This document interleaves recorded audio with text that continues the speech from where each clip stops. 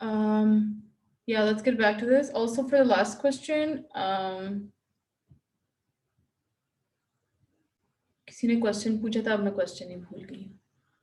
अच्छा चलो, मुझे ना एंड पे पूछ लेना, ये वाला था रोमैटिक वाला, ठीक है।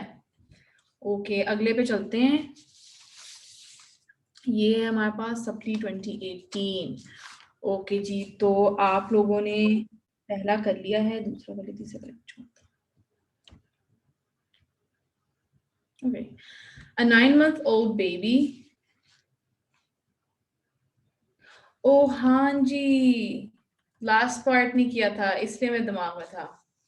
कब तक देनी है इसकी ट्रीटमेंट, ठीक है। तो अब इसके अंदर हमारे पास प्रोफाइलैक्सिस के लिए 3 चीजें आती हैं। एक तो आपको रूमेटिक फीवर हुआ था विदाउट कार्डाइटिस। अब इसमें जो पैनसिस्टोलिक मर्मर है, इसका मतलब है माइट्रल रिगर्जिटेशन हो रही है, मतलब हार्ट अब इन्वॉल्व हो चुका है, ठीक है। तो अब ये रूमेटिक फीवर विदाउट कार्डाइटिस अगर होता तो हम देते अंटिल 5 years of age या फिर until 21 years of age, sorry until 5 years या फिर until 21 years of age, whichever is longer, ठीक है। अब रूमेटिक फीवर विद कार्डाइटिस है but without residual heart disease and no valvular disease, मतलब लेकिन अब इसमें तो है वैल्वुलर डिजीज, तो ये भी क्राइटेरिया फिट नहीं हुआ। अगर ये होता तो it would have been 10 years or until 21 years of age, whichever is longer. This is 235 जो पेज है। अब हमारे पास थर्ड वाला आ जाता है rheumatic fever with carditis and with residual heart disease, मतलब वैल्वुलर डिजीज है जो इसमें है, shown by this mitral regurgitation का pansystolic murmur। तो इसके अंदर हम देंगे for 10 years or until 40 years of age, whichever is longer। तो अब ये 5 साल का बच्चा है, तो इसमें आप 40 years तक देंगे या फिर आप सिर्फ 10 सालों के लिए? हाँ जी, बताएं। Okay, I feel like I am not getting the answers, वरना आप लोग अब तक जवाब दे चुके होते मुझे।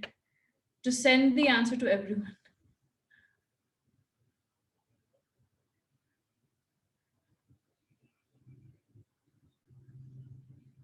Okay, nobody's sending me answers, तो I'll just keep talking. ये जो बच्चा है ये 5 साल का है और उसमें कार्डाइटिस भी है, रेजिडुअल हार्ट डिजीज भी है, माइट्रल रिगर्जिटेशन का पैनसिस्टोलिक मर्मर है, तो हम उसको देंगे until 40 years of age। उसका प्रोफाइलैक्सिस देंगे until 40 years of age। हम देते हैं for 10 years either, या we give until 40 years of age, whichever is longer।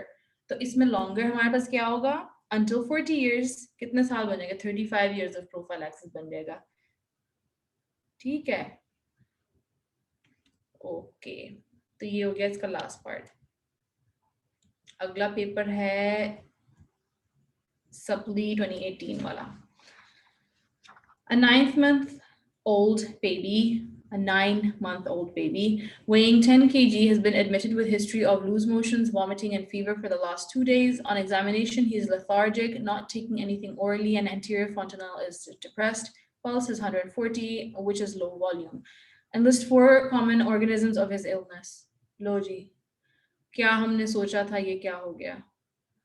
So off the bat, I was like, this is severe dehydration, perfect. And then उन्होंने पूछ लिया 4 common organisms. और अब मुझे देखना पड़ा, ओके उसको वॉमिटिंग एंड फीवर है लास्ट 2 days, तो लास्ट 2 days पर क्या बनता है, मतलब अक्यूट है, तो this is acute gastroenteritis. Gastroenteritis के 4 कॉमन ऑर्गेनिजम्स क्या हैं इस एज के बच्चे में भी? वैसे भी इकोलाई है, हाँ बैक्टीरिया में इकोलाई है, साल्मोनेला है, शिगेला है, कॉलरा है। और वायरस में कौन सा, आपने वायरस नहीं भूलना, ये लो जी मेरी आवाज फिर गई। वायरसेस में कौन सा नहीं भूलना, रोटा वायरस को नहीं आपने भूलना, ठीक है ना। तो ये 4 कॉमन तो खैर अनलिस्ट आपने कर ही दिए हैं, ठीक है। How would you manage this child? हाँ जी, अब हम प्लान सी लगाएंगे, ठीक है। और ये 10 kg वाले बच्चे का प्लान सी हम 9 महीने का है, तो हमने आईवी फ्लूइड्स जो एरिंगर लैक्टेट है, हमने कैसे देना है उसको, फर्स्ट आवर में 30 ml per kg और नेक्स्ट 5 hours में 70 ml per kg। और इसमें मतलब 10 kg का है तो 300 ml फर्स्ट आवर में और 700 ml बाद में, और फिर उसकी बाद में जो आपको मैंने सारी वो मैनेजमेंट बताई थी वो होगी, ठीक है। हम इसको डिस्कस कर चुके हैं, तो we're not gonna take too much time with this again. Question number 5. 4-year-old child has been admitted in the emergency with complaints of cyanosis and dyspnea for the last 1 hour. He had recurrent episodes for 6 months of life. On examination, he was deeply cyanosed, extremely irritable, tachypnic, finger clubbing भी थी. There was an ejection systolic murmur at the pulmonary area with soft second heart sound. Most likely diagnosis and enlist steps of management of this condition in emergency. Okay, so I want you guys to write TET spells due to tetralogy of Fallot, और हम लोग इसकी management क्या करेंगे emergency में. हाँ जी, oxygen लगाना है कि नहीं लगाना है. फिर आईवी मॉर्फिन देनी है, सोडियम बाइकार्बोनेट देना है, नी चेस्ट पोजीशन में डालना है. ठीक है, प्रोपेनोलॉल हाँ हम दे रहे थे इनफंजिबुलर स्पैज्म को कम करने के लिए. ठीक है ना, तो ये इसकी इमरजेंसी मैनेजमेंट हो गई. ओके, अब क्वेश्चन नंबर 6 कर चुके हैं, 7 कर चुके हैं, 8. A 3-year-old previously healthy child has been brought in emergency with history of generalized body swellings for 2 days. For the last 3 days, she was passing dark-colored urine in decreased quantity. There is history of sore throat 3 weeks back. On examination, she's afebrile, no pallor, no jaundice, no clubbing. She has periorbital swelling, BP 140/90. Likely diagnosis and steps of management.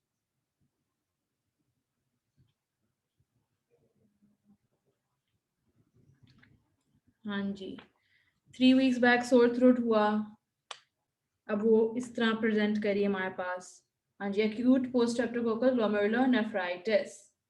ठीक है, management क्या देंगे आप इसको?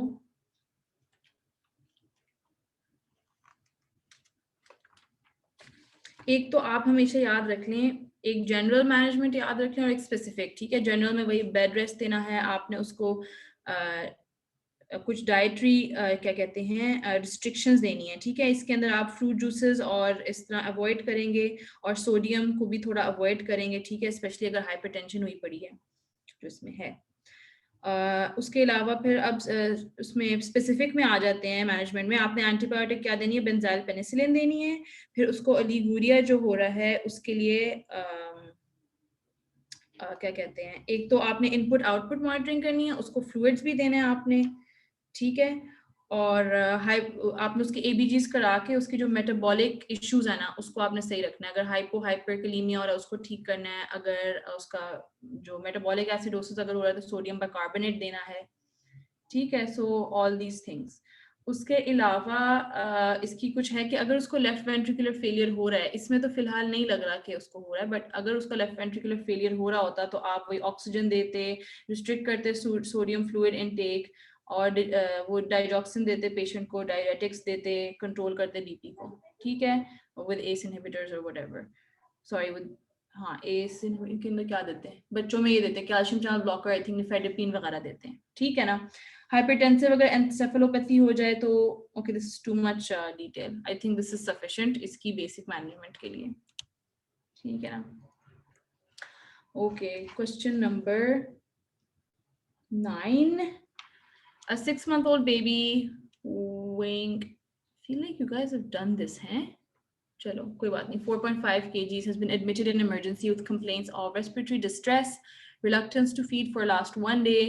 On inquiry, she was born preterm, remained well except mother giving history of interrupted feeding and tachypnea on excessive sweating भी थी after taking feed, not gaining weight भी है.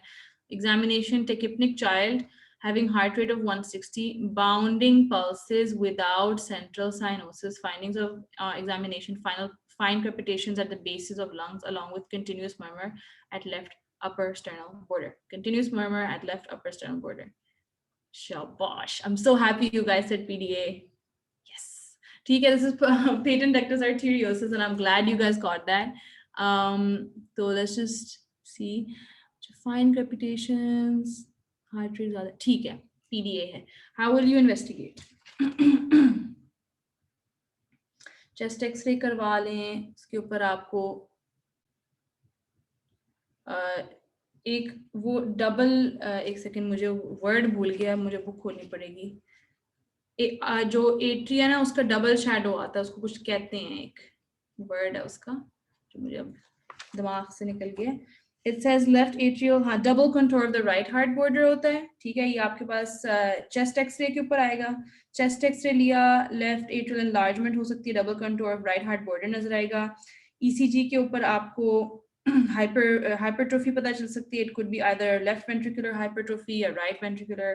फिर echo के ऊपर आपको large, जो अगर ये है large ductus है तो आपको वो भी नजर आ जाएगा, ठीक है। So these are some investigations you will do, and then आप दूसरी baseline भी करा लें, ठीक है, CBC and so on and so forth. Okay, these were the specific. ये जो पूरा CVS का चैप्टर है उसमें आपने chest X-ray, ECG और echo, ये 3 चीजों को पक्का याद रखना है, ठीक है। ये हर चीज में लगा दें आप बेशक, हर हार्ट के मसले में। अच्छा, 10 हो चुका है। Okay, now we're on annual 2018. ठीक है, annual 2018 के मैं नोट्स खोल लूँ और ये आ गया। ओहो, चलो जी, पहला सवाल। 6-year-old child diagnosed case of nephrotic syndrome presents with severe abdominal pain and vomiting. He is febrile, edematous, and appears toxic. His pulse is 120 and blood pressure is 70/40. Abdomen is markedly distended and tender. Blood shows hemoglobin 9 है, TLC 23,000 raised, neutrophils ज़्यादा हैं, बहुत ज़्यादा हैं, platelets are normal.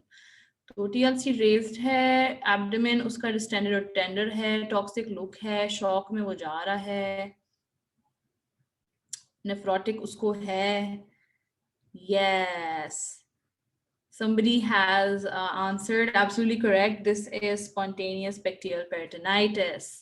ठीक है, we already went over this in medicine as well. जो ascites के patient होते हैं तो उस scenario में हमने उसको cirrhosis कि उसमें डिस्कस किया था, बट इन पेशेंट्स में अब नेफ्रोटिक सिंड्रोम वालों में बहुत ज़्यादा ये एसआईटीज है, तो उसके बाद उनको स्पॉन्टेनियस बैक्टीरियल पेरिटोनाइटिस हो जाता है, चांस इंक्रीज होता है। ये उसकी कॉम्प्लिकेशन भी थी, हमने पहले भी देखा था। What write the most pertinent investigations? हाँ जी, spontaneous bacterial peritonitis में हम क्या करेंगे? हमने ना देखना है कि बैक्टीरिया पेरिटोनियल फ्लूइड में है कि नहीं, तो हम उसके लिए एसाइटिक टैप करेंगे। टैप के अंदर आपने एक तो वही सीरम एसाइटीज एल्ब्यूमिन ग्रेडियंट लेना है, वो आपके पास एक्सुडेटिव आएगा, मोर देन 11 आएगा। एक तो आपका टैप क्लाउडी भी हो सकता है, उसके अलावा आपका ये जो सैग रेशियो है ये ज्यादा आएगा। फिर आप उसका फ्लूइड का कल्चर करा सकते हैं। कौन सा मोस्ट कॉमन ऑर्गेनिज्म है? Strep pneumo. Strep pneumo is the most common organism that causes spontaneous bacterial peritonitis. Also gram negative organisms भी कॉज कर सकते हैं स्पॉन्टेनियस बैक्टीरियल पेरिटोनाइटिस, राइट। तो बेसिकली आपने ये सब लिख देना है। और C, enumerate basic steps of management. पहले तो ये पेशेंट देखें 70/40 बीपी के साथ आ रहा है, तो आपने उसको करना है वो सारी रिससिटेटिव मैनेजमेंट, ठीक है। वही आईवी फ्लूइड्स लगा दें, एंटीपायरेटिक्स दे दें, एंटीमेटिक्स, वॉमिटिंग हो रही है एंटीमेटिक्स दे दें, डायरेटिक्स दे दें, and then broad spectrum 3rd gen cephalosporins आप उसको लगा देंगे, ठीक है। सेफ्ट्राक्सोन लगा दें फौरन। उसके बाद आप सोचेंगे कि अच्छा कल्चर ले लिया, तो जब कल्चर ले लिया उस पर अगर स्ट्रेप न्यूमो आएगा तो फिर आपने ये पेनिसिलिन दे देनी है, अगर इकोलाई आएगा तो जेंटामाइसिन दे देनी है, ठीक है। एंड ऑलवेज रिमेंबर, अगर आप डायूरेटिक्स दे रहे हैं तो आपने इनपुट आउटपुट मॉनिटरिंग करते रहना है, ठीक है। तो ये इसके बेसिक स्टेप्स ऑफ मैनेजमेंट हो गए। ये वाला क्वेश्चन समझ आ गया? नहीं, थोड़ा टफ था, ये ऐसे लग रहा है जैसे गलत जगह में डाला गया है, इसको मेडिसिन में होना चाहिए था, बट बच्चों को भी तो हो सकता है ना स्पॉन्टेनियस बैक्टीरियल पेरिटोनाइटिस, तो we need to know that, right. Let's move to the next question. An 8-month-old boy presented with history of frequent vomiting, loose motion 3 days, lethargic है, sunken eyes हैं, skin is cold and ash gray, pulse is feeble, capillary refill is more than 3 seconds, weight is 7. You're talking about the bacterial peritonitis.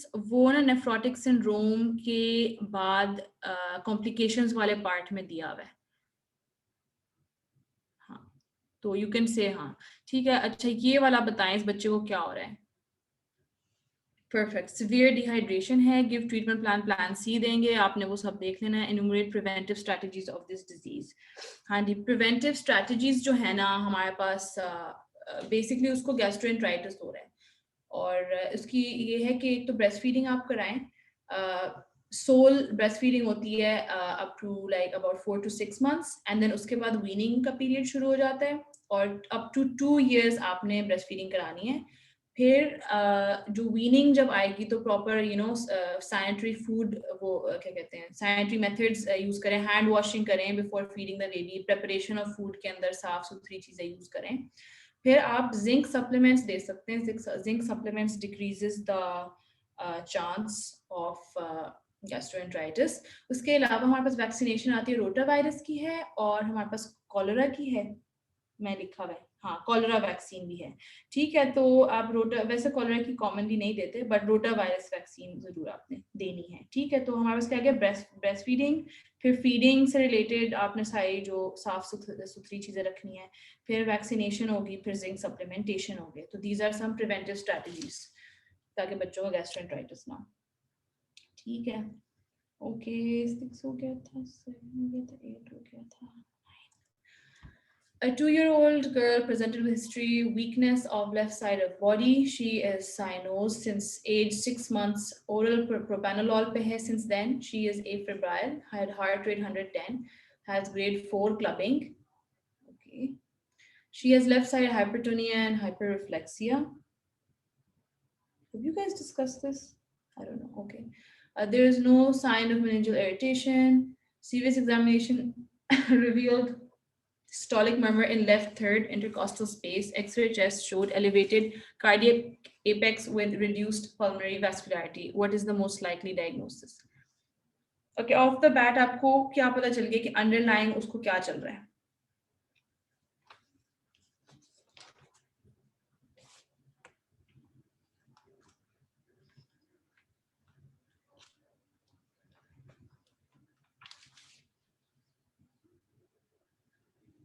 हाँ जी, tetralogy of fellow उसको है।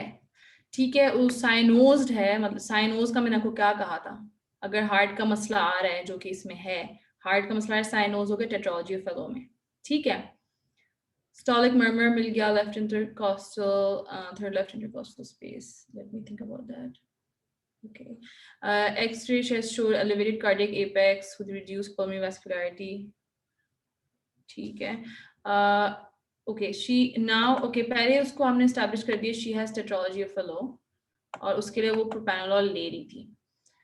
ठीक है, अब उसको left side हाइपरटोनियन hyperreflexia हो गया है, मतलब अब कुछ ब्रेन में हो रहा है और उन्होंने कहा मेनिंजियल इरिटेशन नहीं है, मतलब मेनिंजाइटिस नहीं है, कुछ ब्रेन में हो गया लेकिन मेनिंजाइटिस नहीं है।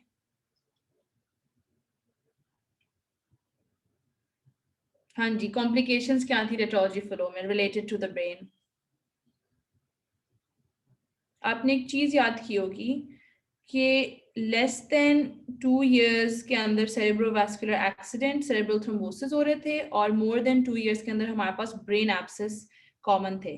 उसके अलावा मैं इसकी कॉम्प्लिकेशंस आपको बता देती हूँ। बैक्टीरियल एंडोकार्डाइटिस हो सकता है, पॉलीसाइथीमिया हो सकता है, रिलेटिव एनीमिया हो सकता है, सो ऑन सो फोर्थ। ठीक है, तो अब इसमें ब्रेन में मसला हुआ है। Is this a cerebrovascular accident और is this a brain abscess?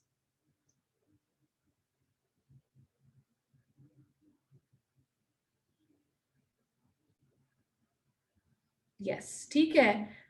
She is afebrile. Yeah, it's okay. She's afebrile.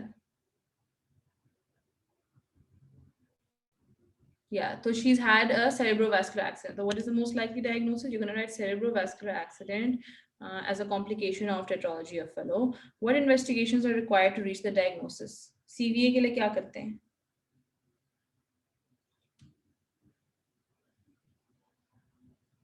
ये कोई जवाब ही नहीं दे रहा। हाँ जी, शुक्र है सीटी किसी ने कहा, सीटी एमआरआई। ठीक है, ब्रेन। उसके अलावा फिर आप दूसरे अपने इन्वेस्टिगेशन भी करा सकते हैं। तो I would recommend start from your baseline investigations, CVC and all of that, but जो इसका स्पेसिफिक इन्वेस्टिगेशन है वो CT MRI वगैरह है। ठीक है, enlist complications of underlying disease. हाँ जी, तो अब मैंने जो आपको बाकी सारी कॉम्प्लिकेशंस बताई थी, cerebral brain abscess, bacterial endocarditis, polycythaemia, anaemia, failure to thrive, psychosocial problems, अब वो सब आप लिख देंगे। ठीक है, देखिए उनको ऑलरेडी ना प्रोपैनोल दिया जा रहा है सिंस देन, मतलब वो डायग्नोज हो गई थी टेट्रालॉजी फेलो। पॉइसेथीमिया इसके तो हर वक्त हाइपोक्सिया हुआ पड़ा है ना, बॉडी को ऑक्सीजन ही नहीं मिल रही, तो बॉडी को लगेगा वो हमें और रेड ब्लड सेल्स बनाने चाहिए, तो और रेड ब्लड सेल्स बन जाएंगे तो पॉलीसाइथीमिया हो जाएगा। ठीक है, right. So this was a relatively difficult question 9। ठीक है, अच्छा 10 के ऊपर चले जाते हैं। 10 पे है अच्छा अब इसको गौर से देखें इसमें क्या हो रहा है 10 के अंदर भी। ठीक है, a 4-month-old boy presented in pediatric emergency with complaints of respiratory distress for the last 2 days. His mother noticed excessive sweating during feeding. He was born full term, birth weight was 3 kg, heart rate was 16 per minute, respiratory rate 60, BP 70/30, weight 4 kg, height 55। अच्छा अब है उसका wait है 4 kg, height 55 centimetre है, liver 4 centimetre below costal margin हुआ पड़ा है। Previous examination revealed continuous murmur. अच्छा previous examination जब किया था तो there was a continuous murmur at the left second intercostal space. Ab X-ray chest showed increased heart size with increased intrapulmonary vascular markings. पहले उन्होंने कहा कि उसको continuous murmur हो गया, वो सब। अब वो कह रहे हैं उसका लिवर भी बड़ा हुआ पड़ा है और हार्ट साइज इंक्रीज है, पल्मोनरी वैस्कुलर मार्किंग्स इंक्रीज हैं। हाँ, पेटेंट डक्टस आर्टेरियोसिस तो उसको है, उसके बाद क्या हो रहा है? लिवर किस खुशी में बड़ा हुआ है? What's happening to the liver? What's happening to the pulmonary vascular markings? हाँ जी, congestive cardiac failure, perfect, heart failure जिसने भी कहा है। हाँ, PDA you can say और फिर with justification कहना है तो liver enlarged है, which means there is congestion in the liver। फिर आपने कहना है कि ये जो intrapulmonary vascular markings increased हैं, this shows you pulmonary hypertension and all that। Increased heart size shows cardiomegaly जो heart failure में होता है। तो this is और हार्ट फेलियर आपने जस्टिफाई कर दिया, फिर उसको कहें पहले कंटिन्यूअस मर्मर था तो वो रिप्रेजेंट करते हैं पेटेंट डक्टस आर्टेरियोसिस। तो आपका ये पूरा डायग्नोसिस हो गया। How would you investigate to confirm your diagnosis and give management plan? तो वही हार्ट फेलियर वाली है, इसमें सब चीजें। ठीक है ना? तो ये आप इनफैक्ट इसके मैनेजमेंट प्लान में जरा वो पीडीए वाला चीज भी एंड पे सर्जरी ऐड कर दें, क्योंकि उसको दोनों हो रहे हैं ना, तो उस हिसाब से इसको एडजस्ट करें इसकी मैनेजमेंट को। अच्छा, I think that we're done for today. Alhamdulillah. Yeah. Madam last paper का पीएसटीएम से पहले वाला क्वेश्चन प्लीज रिपीट करवा दें। कौन सा? लास्ट पेपर में जो ग्लोमेरुलोनेफ्राइटिस से पहले सीवीए का सीवीएस का क्वेश्चन था। ग्लोमेरुलोनेफ्राइटिस से पहले जो था, एक सेकंड, सीवीएस का क्वेश्चन था। Can you tell me like roughly how it went? उसमें वो सिस्टोलिक मर्मर था, मैं लेट पहुंचा था, मैं ज्वाइन लेट किया था। It was 5th, I guess 5 है। Oh, 5th of the last. This one? Okay. 4-year-old cyanosis dyspnea है last hour के लिए, recurrent episodes for 6 months of life. On examination, deeply cyanosed, extremely irritable, tachypnic, finger clubbing, ejection systolic murmur, pulmonary area. Ejection systolic murmur, pulmonary area मतलब pulmonary stenosis है, और cyanosed है तो फौरन आप टेट्रोलॉजी फेलो सोच लें। ठीक है, cyanosed वाला और कोई नहीं है हमारे मतलब आपने नेम्स याद करने हैं साइनोसिस वाले डिजीजेस के, लेकिन आपने डिटेल में एक ही करना है, वो टेट्रोलॉजी वाला है। आपका डायग्नोसिस बन गया, आपका डायग्नोसिस होगा टेस्ट पर। ठीक है, लास्ट 1 आवर से उसको एक्स्ट्रा मसला हो रहा है, तो ऑलवेज नोटिस कि किस कंप्लेंट के साथ पेशेंट आ रहा है। ठीक है, और in this steps of management इस काम कर चुके हैं, ऑक्सीजन देना है, नीचे पोजीशन करनी है, मॉर्फिन सल्फेट देनी है, सोडियम बाइकार्बोनेट देना है, propranolol देना है, बीटा ब्लॉकर देना है। ठीक है ना? This was the question. Okay, does anyone have